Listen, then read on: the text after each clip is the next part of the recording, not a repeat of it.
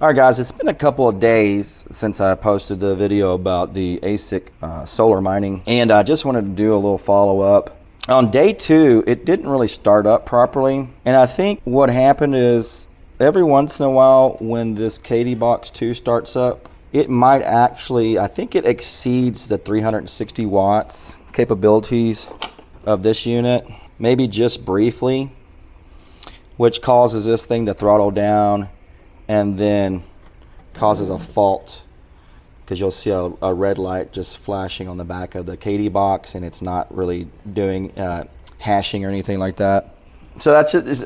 I'm just going based off speculation that maybe it's occasionally spiking this on startup, because this thing is capable of pulling 400 watts, even though I've got it set to the 240 watt low power mode.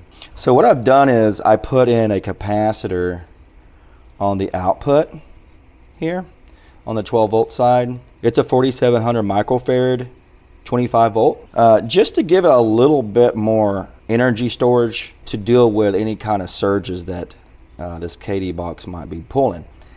Now today it did start up by itself, all normal and everything, so it's back to pulling 241 watts. Yesterday when it didn't start up properly, I came out and it was only pulling 22 watts. So I'm going to keep an eye on that and see if it does continue to function properly, or if I continue to get those startup situations where it goes into an error, in which case maybe this isn't enough DC-DC converter to handle powering this thing. The other thing I did was I took the top off, this little top plate, and put this fan on, and it's just wired in on the 12 volt side. So when this comes on, it'll get 12 volts and turn the fan on. It has been ice cold, so it's totally cool now with the fan on it.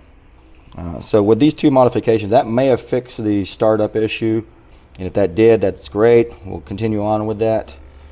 And definitely the fan has kept this thing really cool so far, so I would expect this thing to probably last now, whereas before it was getting warm, and I think it probably wouldn't last with that kind of heat.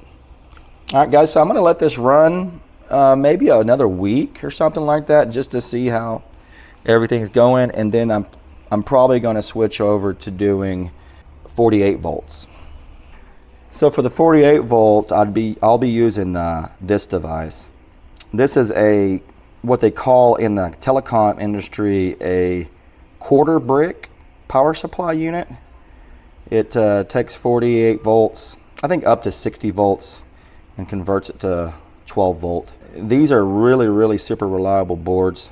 And the thing also about this one, it is fully isolated, so the inputs and the outputs are completely isolated. So if this thing was to go haywire, you know, and short a MOSFET or something like that, it's not going to transfer 48 volts through to the DC side, to the 12 volt side.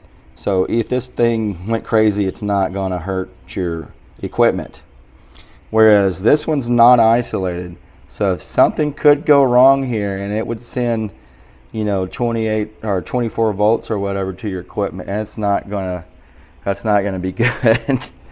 So that's something to think about. Non-isolated versus an isolated DC-DC converter. Now these come in just a little board modules, so I did add this heat sink and this little fan on it, and I soldered on these wires, because usually they would solder onto a PCB board. This is also the kind of thing that I'm using in my larger 48 volt solar mining setup, which I'll show that to you guys.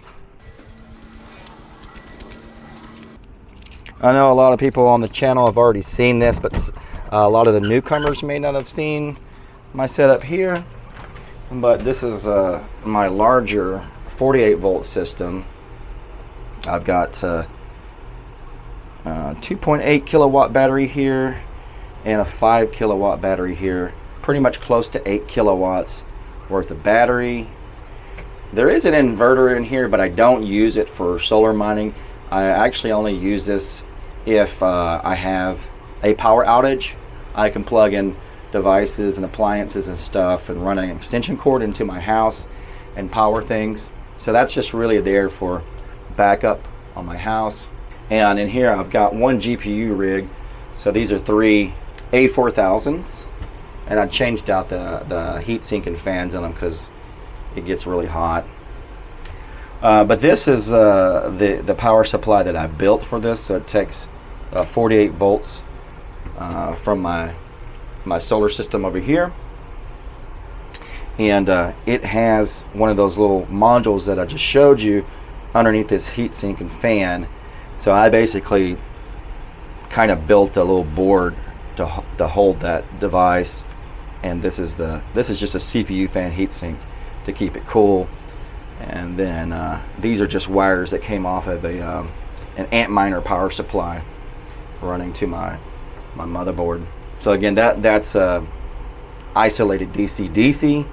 So in case something goes crazy, it's not going to shoot 48 volts into my GPUs. It'll just burn out and stop working. Oh, this little device here is what I use to, this is a low voltage disconnect. So like when you saw me setting the low voltage disconnect in the app for the Victron controller, this is just kind of the same thing but external. This is what turns my GPUs on and off based on the battery state, so I don't run the battery all the way down. Alright, so there you go, guys. Just like I said, I just wanted to give you an update on the ASIC mining system. Again, I want to make clear that don't consider that a how-to video. It's really an experiment. This is an experimentation because I want to make sure that the parts that I'm using are going to be good. All right, guys, so that's going to be in the video, and I'll catch you on the next one.